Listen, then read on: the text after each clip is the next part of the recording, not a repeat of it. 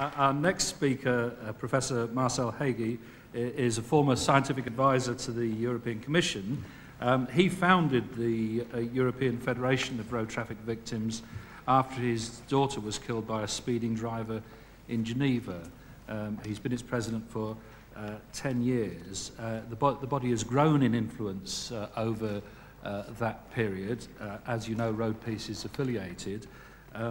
And the European Federation even has access at United Nations level, thanks to Marcel Hagi's hard work.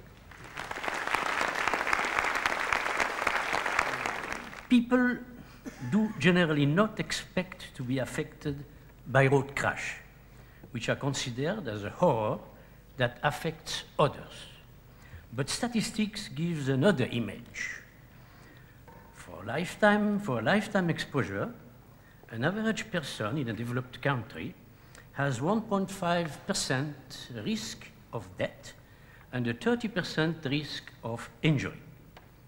About 50% of the deaths occur at the site of the crash or during the transport, and the rest of the deaths occur in the hospital. As just has been said before, in many developed countries, there is a developed emergency help, which can be on the spot in 5 minutes in urban area and in 20 minutes in rural areas. But the quality of the pre-hospital and hospital care is still rather low. For example, in the United Kingdom, up to 40% of the death in hospital after road crash could be avoided if the victim had received appropriate treatment by qualified and trained personnel and well-coordinated and well-equipped department. Furthermore, for people who survive the crash, additional suffering and frustration occur because of administrative, legal, and social barriers. From victims' perspective, most juridical systems are biased toward the driver. Victims are marginalized and suffer twice over when the legal process treats them as mere evidence.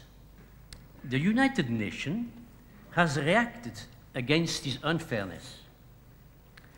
In its Declaration of Basic Principle of Justice for Victims of Crime, the United Nations states that a victim who has suffered physical and mental injury should be treated with compassion and respect for his dignity and should be entitled to prompt redress of the harm he has suffered.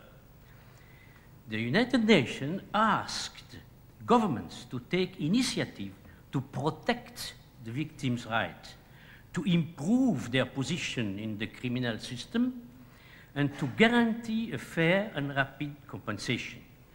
Government should also provide, according to the United Nations, material, medical, psychological, social, and juridical assistance to the victim. 17 years later, very few government has committed themselves to help the victim or to improve their position in the criminal system. There was France, Switzerland, and Holland, and England has apparently not fulfilled what he has promised to do. A study founded by the European Commission has shown that 25% of the parents of children who have been killed in road crashes are still suicidal after 3 years. It also seems that psychological support now comes mostly from relatives and friends, sometimes from the family doctor, but hardly ever from institutions. Associations for road victims, working mainly on a voluntary basis, have tried to fill this gap. These associations started in Europe and in the United States some 30 years ago, at the time of the rapid expansion of road traffic industry and the steep increase in road traffic injury. The aim was to raise awareness of road traffic issue and are committed to advocacy for preventative measures. Many of these national associations are now joined under the umbrella of the European Federation of Road Traffic Victims. Such pressure group only exists because of the failure of the government to enforce road safety laws, as well as to improve the position of the victim in the criminal and the legal system, and to provide the necessary assistance. If government faced up their responsibility, there would be no need for victim association. We are effectively campaigning for our own extinction. The European Federation of Road Traffic Victims was formally founded in Geneva, Switzerland, in 1991, where it has now its headquarters. Its objectives are to promote road safety and assistance to road traffic victims on an international level in Europe, as well as to reinforce contacts and collaboration between road victim associations from these various countries. And here is a list of the countries which are associations of road victims. And you see that there is Argentina, Austria, Belgium, Czech Republic, France, Germany, Greece, Israel, Italy, Lebanon, Luxembourg, Netherlands, Poland, Portugal, Romania, South Africa, Spain, Sweden, Switzerland, Turkey, and the United Kingdom. And in the United Kingdom, we have, among others, Road Peace. The FFVR is composed of 35 road victim associations present in 21 countries. FFVR is the largest international organization of road victims in the world. FFVR has also consultative status with the Economic and Social Council of the United Nations. FFVR is also consultant at the European Parliament and the European Commission. What we have achieved, in principle, it's impossible to say it in detail, because which only show a few points and mention only the international aspect of that, not the national one, which is the responsibility of the member organization. So in principle, FFVR acts at international level and its member association at national level. Here I will present this activity shortly. The Federation provides a successful cooperation and best practice exchanges between national road victim associations. In 1997, we have published an inquiry on the psychological and material damage caused to the road victim. In 1998, we have organized an international colloquium at UNESCO in Paris, on which we were looking for the contribution justice, insurance company, and media could give to road safety. Just remember that the European Parliament 5 years ago has induced an international conference which was entitled, in French, La sécurité routière, une responsabilité partagée. Road safety is a shared responsibility. Everyone must be involved. And in the framework of this idea, we thought, and we have asked by the Commission to study this point, how justice, insurance company, and media can themselves contribute to road safety. So that was the object of this symposium.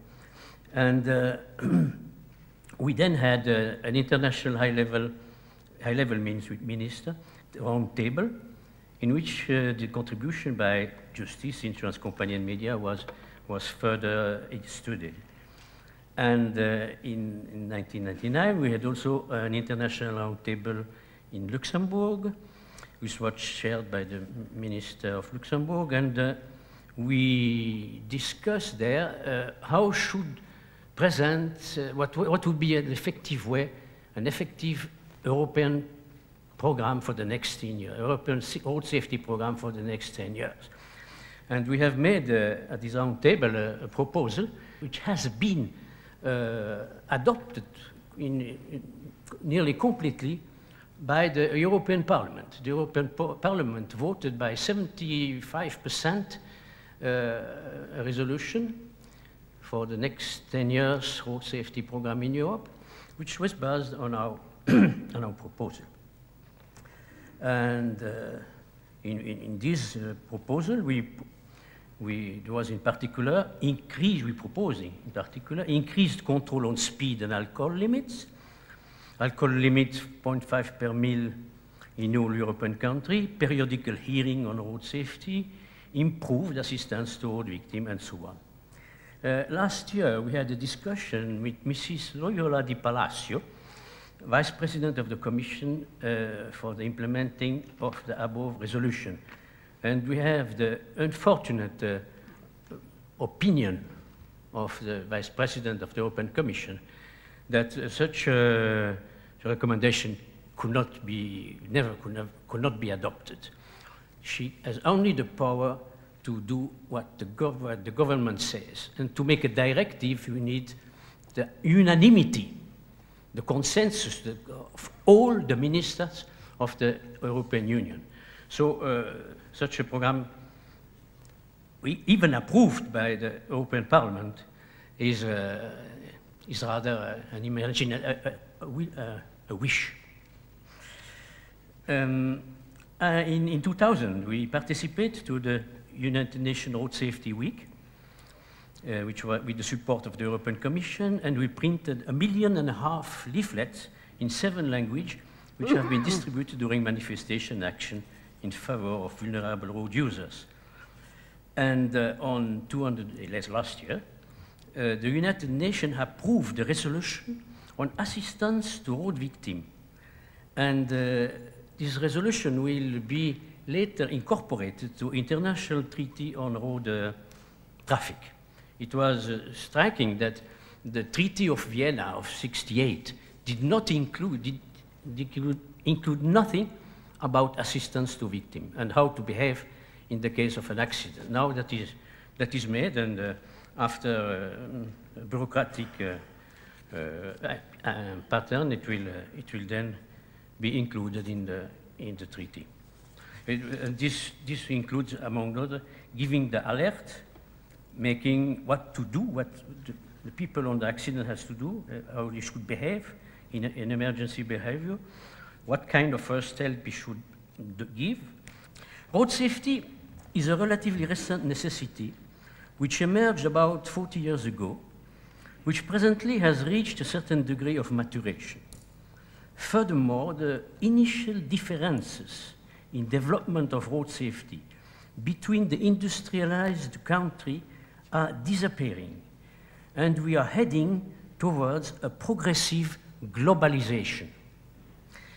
At this point, we must be very vigilant that this harmonization does not end up with an immoral compromise, but tends toward the best practice made by the most performing country. Such a vigilance of the morality of this harmonization is our present duty. We know that road safety is not a technical problem. There are presently more than 100 available road safety measures. We know that road safety is neither a financial problem, as efficient road safety would cost less than 10% of the damage caused by road accident. What indeed determines the quality of road safety is the result of the conflicting interest between those whose priority is saving life and those who compromise also with other priorities. Indeed, such compromises are made by the driver who enjoys speeding.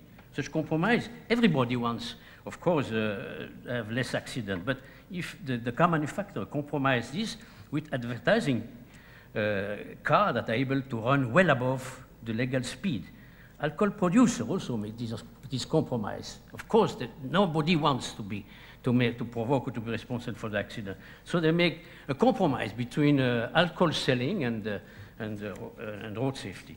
And so the final result is the equilibrium between, it's a compromise between those who want only road safety and these who have mixed opinions, who make compromise with other priority, which may be quite legal, but that, in my opinion, is setting the real point, the point of equilibrium of road safety. The real road safety we get is the result of these antagonistic forces.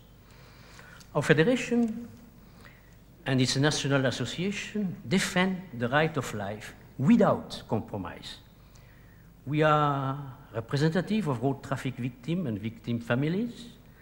We are already an unavoidable pressure group influencing international road safety policy. And even if we have limited financial resources, we have a strong moral support among large sectors of public opinion, as well as among European and world international organizations. Thank you very much.